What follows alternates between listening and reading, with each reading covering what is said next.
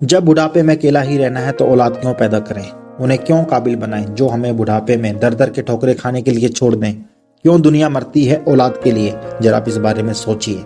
आज की कहानी एक पागल भिखारी के बारे में। हमेशा की तरह मैं आज भी परिसर के बाहर बैठे हुए भिखारियों की मुफ्त स्वास्थ्य जांच में व्यस्त था। स्वास्थ्य जांच और फिर मुफ्त मिलने वाली दवाइयों के लिए सभी भीड़ लगाए कतार में खड़े हुए थे। अचानक ही मेरा ध्यान एक बुजुर्ग की तरफ गया जो करीब ही एक पत्थर पर बैठे हुए थे। सीधी नाक, घुंघराले बाल, निस्तेज आंखें, जिस्म पर सादे लेकिन साफ सुथरे कपड़े। कुछ देर तक उन्हें देखने के बाद मुझे यकीन हो गया कि वो भिखारी नहीं है। उनका दायां पैर टखने के पास से कटा हुआ था और करीब ही उनकी बैसाखी रखी थी। फिर मैंने देखा कि आते जाते लोग उन्हें कुछ भी दे रहे थे वे लेकर अपने पास रख लेते थे। मैंने सोचा कि मेरा अंदाजा ही गलत था, वो बुजुर्ग भिखारी ही है। मैं उनकी तरफ बढ़ा तो कुछ लोगों ने मुझे आवाज लगाई, उसके करीब ना जाएं डॉक्टर साहब, वो बूढ़ा तो पागल है।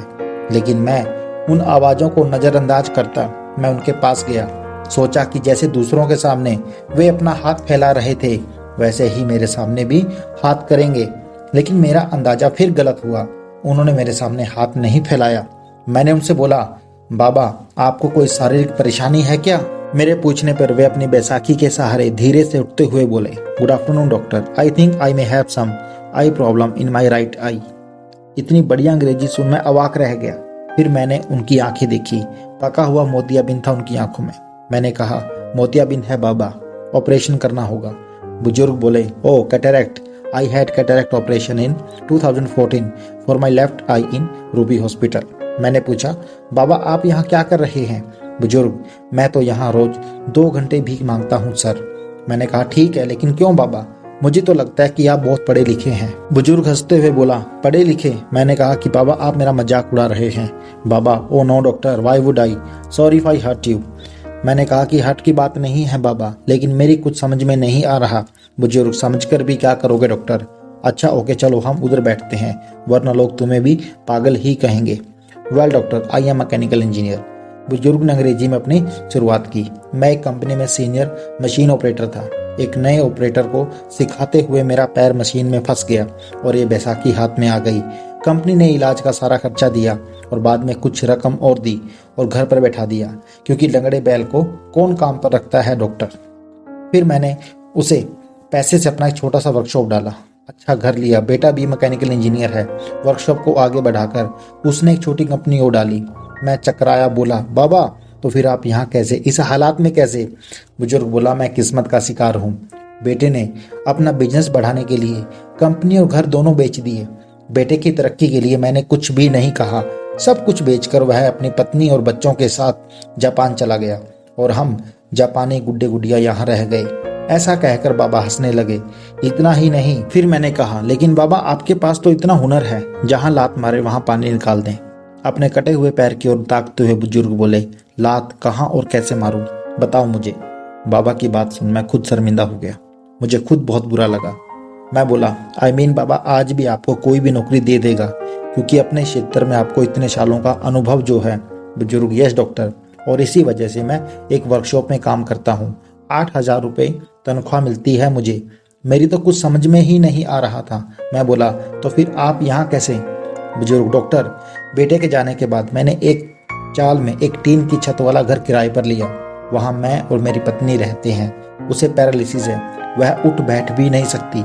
मैं 10 से 5 नौकरी करता हूँ। शाम को 5 से 7 बजे तक इधर भीख मांगता हूँ और फिर घर जाकर तीनों के लिए खाना बनाता हूँ। आश्चर्य से मैंने पूछा, बाबा अभी तो आपने बताया कि आपकी पत्नी सिर्फ 2 हो, फिर ऐसा क्यों कहा कि तीनों के लिए खाना बनाते हो? फिर बुजुर्ग बोले, डॉक्टर मेरे बचपन में ही मेरी माँ का स्वर्गवास हो गया था। मेरा एक जिगरी दोस्त था, उसकी माँ ने अपने बेटे जैसे मुझे भी पाला पोसा। 2 साल पहले उस जिगरी दोस्त का निधन हार्ट अटैक से हो गया, तो उसकी 92 साल की माँ को मैं अपने साथ अपने घर ले आया। तब से वो हमारे साथ ही रहती है। मैं अवाक रह गया। इन बाबा का तो खुद का भी बुरा हाल है, पत्नी अपंग है, खुद का एक पाँव भी नहीं, घर बार भी नहीं। जो था वो बेटा बेचकर चला गया और आज भी अपने मित्र की माँ की देखभाल करते हैं।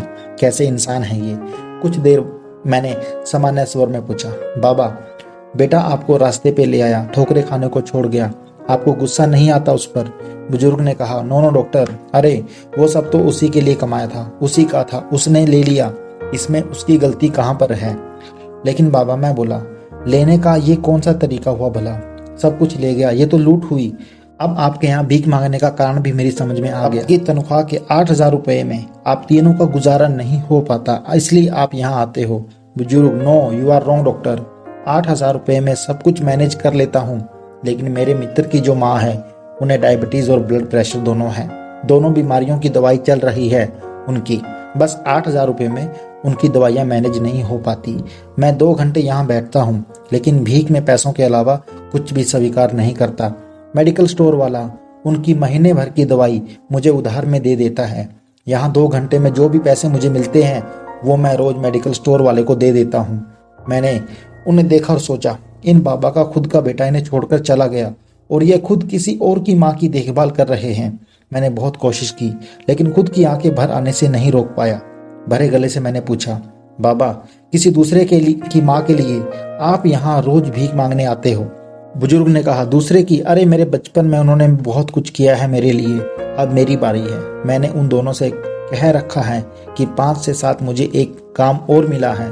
मैं मुस्कुराया और बोला, और अगर उन्हें पता लग गया कि मैं 5 से 7 आप यहाँ भीख मांगने आते हो तो क्या करोगे? बुजुर्ग बोला, अरे कैसे पता लगेगा, दोनों तो बिस्तर पर हैं, मेरी हेल्प के बिना वो करवट तक नहीं बदल पाती, तो यहाँ कहाँ पता करने आएंगी। बाबा की बात पर मुझे भी हंसी आई, लेकिन मैं उसे छिपा गया और बोला, बाबा, अगर मैं आपकी माँ जी की आपको अपनी तरफ से नियमित दवाइयाँ दे दूं तो ठीक रहेगा ना, फिर आपको कभी भी भीख नहीं मांगनी पड़ेगी। बुजुर्ग ने कहा, नो डॉक्टर, आप भिखारियों के लिए काम करते हैं, माँ जी के लिए आप दवाएं देंगे तो माँ जी भी भिखारी कहलाएगी। मैं अभी समर्थ हूँ डॉक्टर, उनका बेटा हूँ मैं, मुझे कोई भिखारी कहे तो चलेगा, लेकिन उन्हें भिखारी कहलवाना मुझे मंजूर नहीं। ओके डॉक्टर, अब मैं चलता हूँ, घर पहुँचकर अभी खाना भी बनाना है मुझे। मैंने निवेदन स्वरूप बाबा का हाथ अपने हाथ में लिया और बोला, बाबा, भिखारियों का डॉक्टर समझकर नहीं बल्कि अपना बेटा समझकर मेरी दादी के लिए दवाएं स्वीकार कर लीजिए।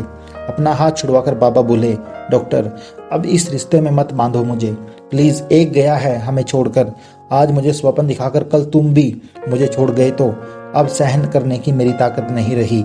ऐसा कहकर बाबा ने अपनी बैसाखी संभाली और जाने लगे, और जाते हुए अपना एक हाथ मेरे सिर पर रखा और बोले, अपना ध्यान रखना मेरे बच्चे। शब्दों से तो उन्होंने मेरे द्वारा पेश किए गए रिश्ते को ठुकरा दिया था, लेकिन मेरे सिर पर रखे उनके हाथ के गर्म स्पर्श ने मुझे बताया कि मन से उन्होंने इस रिश्ते को स्वीकारा था। उस पागल कहे जाने वाले मनुष्य के पीठ फेरते ही मेरे हाथ अपने आप प्राण की मुद्रा में उनके लिए जुड़ गए। हमसे अधिक दुखी, अधिक विपरीत परिस्थितियों में जीने वाले ऐसे लोग हैं, हो सकता है कि इन्हें देख हमारे दुख कम प्रतीत हों और दुनिया को देखने का हमारा नजरिया बदलें। हमेशा अच्छा सोचें। धन्यवाद।